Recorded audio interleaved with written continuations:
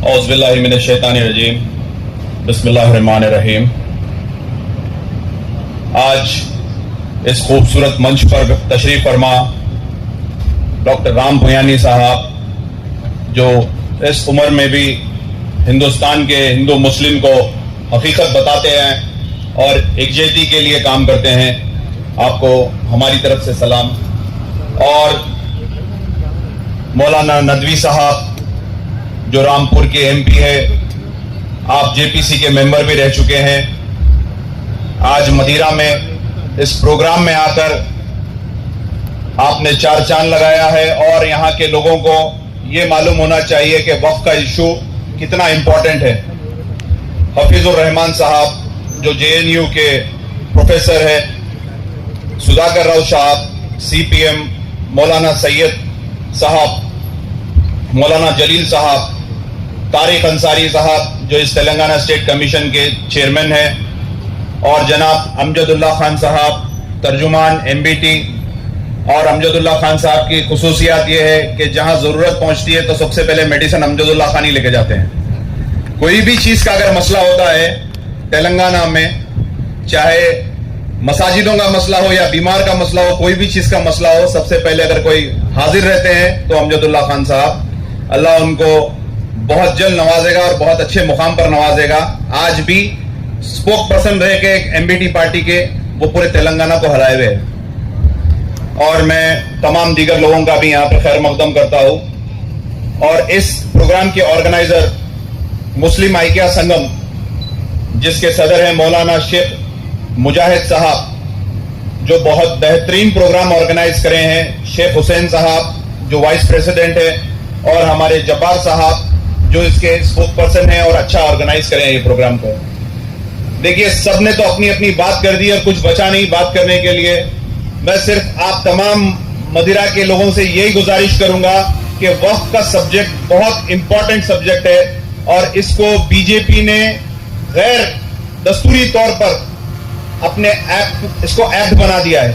और मैं सलाम करता हूं 232 एमपीज को जो रात के 3 बजे तक रुककर इस बिल की मुखालिफत करे, जिसमें हमारे नदवी साहब भी हैं और आपकी पार्टी के सदर का भी हम शुक्रिया अदा करते हैं।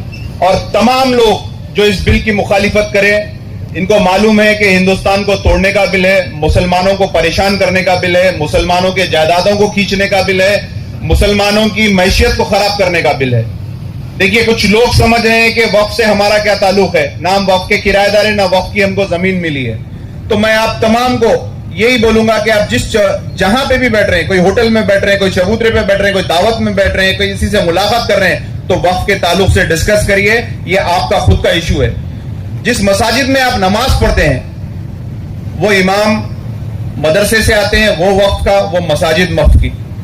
जो उलमाओं को आप सुनते हैं वो उलमाए भी मदरसों से आते हैं, मसाजिदों से आते हैं, वो भी वक्फ के। जिसमें आपके आबो अजदाद मफहूम है कब्रिस्तानों में, वो भी वक्फ से आता है। आपको भी उसी कब्रिस्तान में जाना है जो वक्फ का है। जिस इंस्टीट्यूट से आप फैज पा रहे हैं, कई इंस्टीट्यूट से, वो भी वक्फ के है। तो ऐसे वक्फ के कई चीजें हैं जिसको हम डिनाई नहीं कर सकते हैं। कई जमीनात है, कई मदरसे हैं जो वक्फ के हैं जिसको हम डिनाई नहीं कर सकते। तो वक्फ हमारा खुद का मसला है। अब अगर आप वक्फ के मामले में खामोश बैठेंगे, देखिए आपकी खुद की जमीन को खींचा जा रहा है एक दस्तूर की खिलाफ वर्जी करते हुए। दस्तूर हमको बराबर रहने का हक देता है, दस्तूर हमको साथ चलने का हक देता है, दस्तूर हमको अपनी आवाज बुलंद करने का हक देता है, दस्तूर हमको एहतजाज करने का हक देता है। आज मोदी गवर्नमेंट हमारे साथ हर वो चीज कर रही है जो हमको नाकबूल है। जैसा कि आपको मालूम है, ट्रिपल तलाक का बिल हम पे ला दिया गया है। आज बताइए कौन सा मुसलमान जाकर मोदी को बोला कि भाई आप ये वक्फ का बिल लाओ। वक्फ एक इस्लामिक प्रैक्टिस है जिसमें मंशा वक्फ के तहत आपका काम होता है। जैसा कि किसी ने अपनी एक प्रॉपर्टी दिया और बोला कि ये स्कूल में इसका सिर्फ कूलर लगना है तो कूलर लगना है, किताब देना है तो किताब देना है, चद्दर और गुल चढ़ना है तो चद्दर और गुल चढ़ना है। अब मोदी साहब क्या करेंगे जब ये वक्फ के जायदादों को ले लेंगे? और आर्कोलॉजी में हमारी जो वक्फ के जायदादें हैं, उस जायदादों को अभी इमीडिएटली इस एक्ट के हिसाब से डायरेक्ट गवर्नमेंट के अंडर में ले लिया गया है। जैसा कि हैदराबाद और तेलंगाना की सबसे बड़ी मस्जिद है मक्का मस्जिद, वो आर्कोलॉजी सर्वे ऑफ इंडिया में आती है। अब उस मस्जिद में बोलेंगे कि इमाम साहब آپ وقت سے تعلق نہیں ہے, ہم سے تعلق ہے, آواز کم رکھیے, دھیمی رکھیے, جمعے کی نماز نہیں ہونا, فلانا خطبہ نہیں ہونا, یہاں پہ بھی شوٹنگ بھی چلے گی. بہرحال جو چیز ہمارے ہاتھ میں سے نکل جائیں گی تو کچھ بھی ہوگا. تو ہم کو نسلوں کے لیے اگر کچھ بچانا ہے تو وہ وقت بچا سکتے ہیں. کم سے کم وقت میں آپ کا کچھ نہیں ہوگا, لیکن آپ کی خبر جو رہیں گی وہ وقت کے قبرستان میں رہے گی. آپ جہاں مفہوم ہوں گے وہ وقت کا قبرستان رہے گا. تو کافی باتیں سب نے بول دی ہیں. میں عوام الناس سے بھی یہی کرتا ہوں, یہ بیٹھنے کا وقت نہیں ہے, یہ سونے کا وقت نہیں ہے. ہم کو نکلنا پڑے گا.